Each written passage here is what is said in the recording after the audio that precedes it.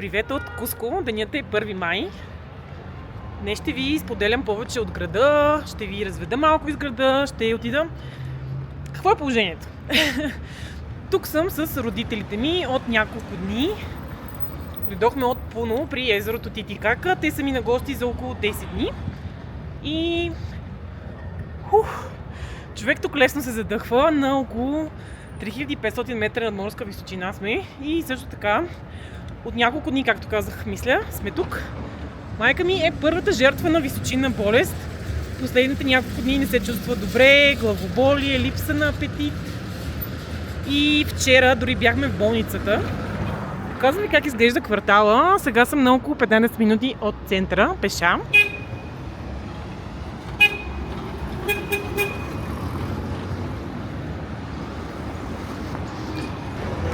Майка ми е с височинна болест. Днес мисля, че се чувства по-добре. Сега отивам към нея и към баща ми. Те са отседнали по-близко до центъра в хотел. На отделни места сме. Обмисляхме варианта да сме заедно, да си вземем Airbnb. Има много апартаменти в Куско, но честно казано изборът много не ми хареса. В последния момент гледахме места, не сме гледали от много отдавна, но понякога липсва отопление, аз и студено нощно време, понякога интернет и така нататък. Така че на отделни места сме. Сега отивам към тях и тъй като последните няколко дни, както казах, майка ми не се чувстваше особено добре, не сме разгледали много града.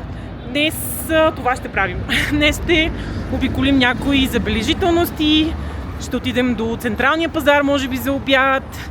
Също така искаме малко шопинг с майка ми за пончо и ще ви показвам. Като първи впечатление от Куско, центърът е малко твърде натоварен, бих казала, за моя вкус. Сега съм на около 15 минути от него, както казах, но центъра, където е главния площад, най-известната катедрала и други забележителности, има много коли, много агенции. Постоянно някой се опитва да ти продаде нещо.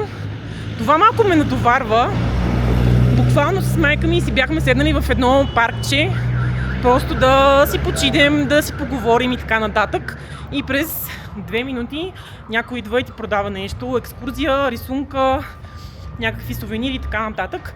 Това малко ме натоварва, но все пак това е центъра и това е може би най-известният град в Перу.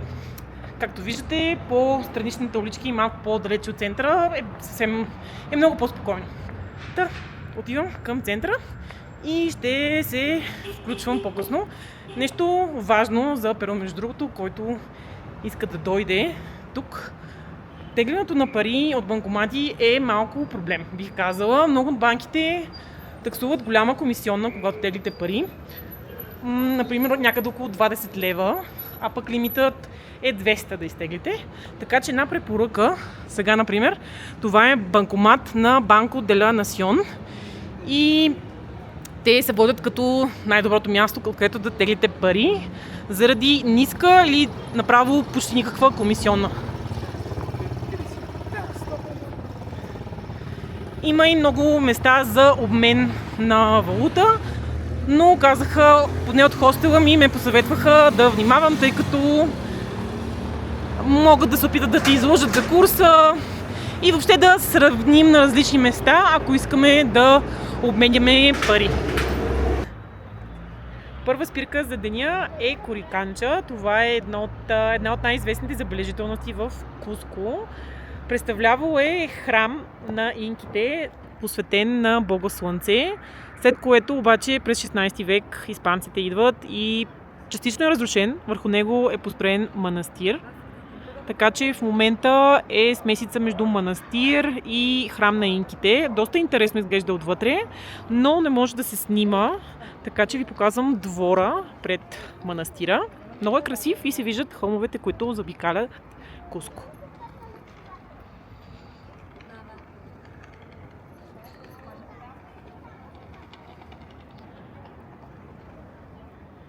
Входът е 20 солес или около 10 лева. Показвам какви красиви растения има в двора.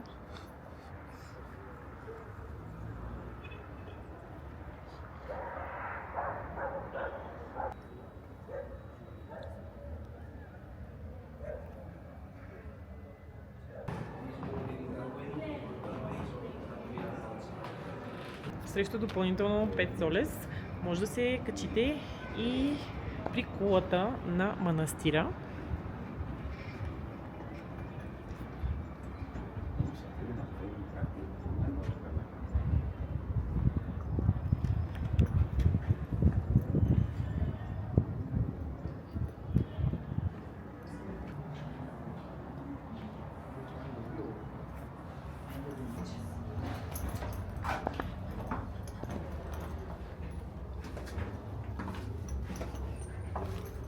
На места се виждат стените от манастира и също така стени от инките, като при тях е много характерно, че са направени под лек наклон за земетресенията и също така, че са направени толкова прецизно, че и лист хартия не може да се пъхне между тях.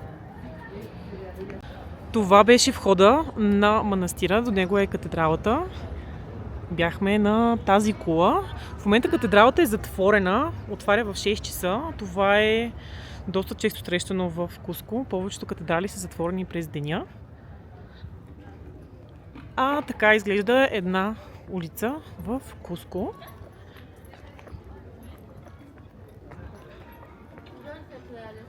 Една от всичките улици, разбира се.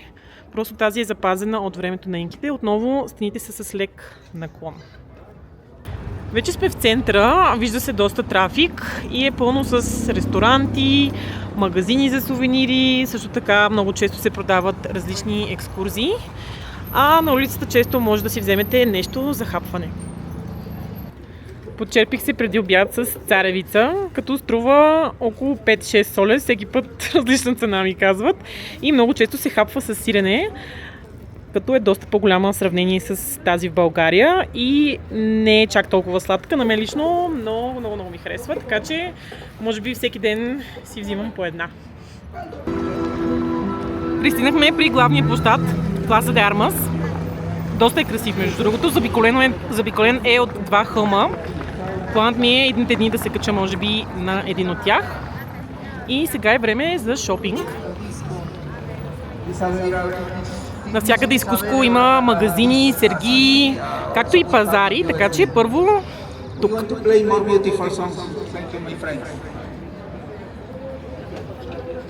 Много често може да се видят като сувенири лама, алпака и плюшени играчки. Също така бик, показвах ви го преди, на път към Куско, че е за късмет. Се поставя на покривите на къщите. И също така, много често може да видите шах с различни интересни фигурки, като лама или инка.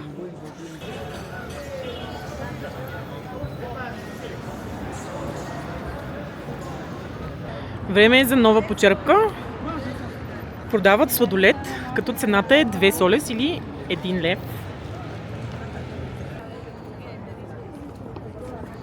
Muchas gracias.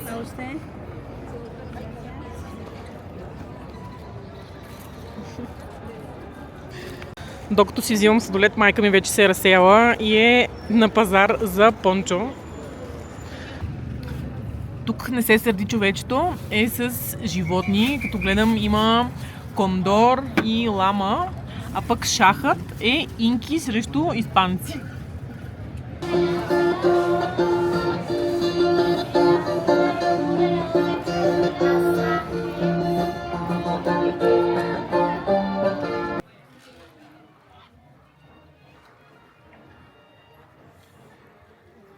Няма как да не отбележа, че центърът на Куско е изключително красив. Първо виждат се хълмовете около Куско, виждат се стари сгради от колониална архитектура.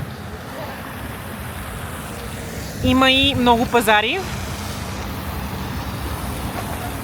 Единственото, което не ми хареса, просто е, че е супер натоварено и няма и 2 минути и някой идва при теб нещо да ти продава. Това ми е единствената забележка, но е красив град със сигурност.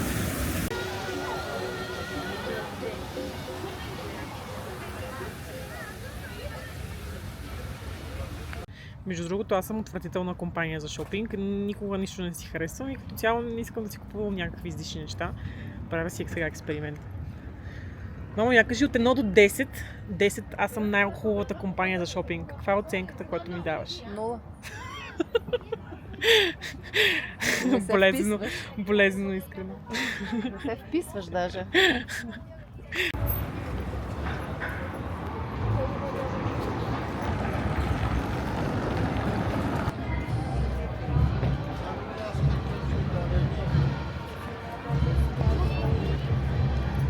Сега нищо не ни хареса, така че сме се насочили към главния пазар Сан Педро. Сега ще ви го покажа, където може да си купите абсолютно всичко.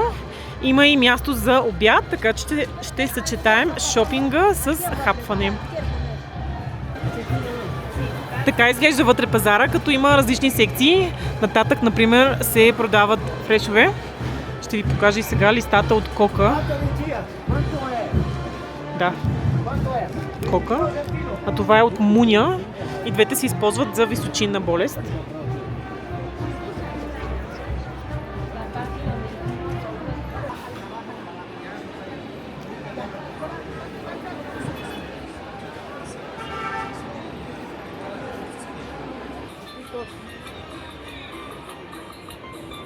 От тук може да си вземете смути или фреш, като цената е близо 8-9 солес или 4 лева.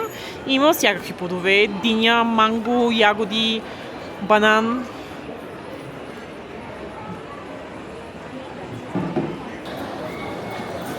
Време е за обяд.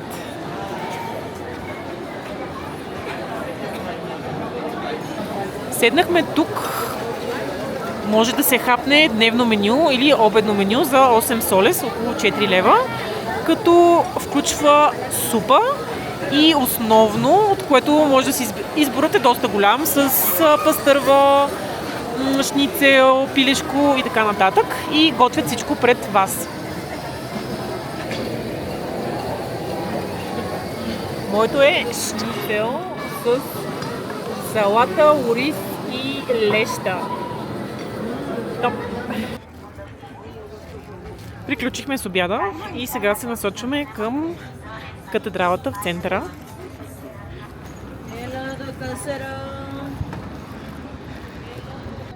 Това отново е главния площад на Куско, Пласа де Армас.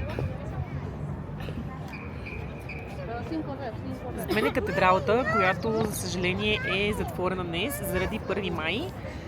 Така че може би утре ще я посетя. Интересно за нея е, че вътре е изобразена тайната вечеря и на масата има морско свинче. Печено морско свинче. Тук е голям деликатес това. Ще ми се да го пробвам, но гледайки снимките, не съм много сигурна. Това мисля да е от нея. Сега ще се прибирам. И интересно ми е да кажете какво ще ви е интересно на вас да видите от града, от Перу, от Мачу Пикчу. Там ще съм уикенда, така че може да споделите в коментар какво искате да видите още от тук.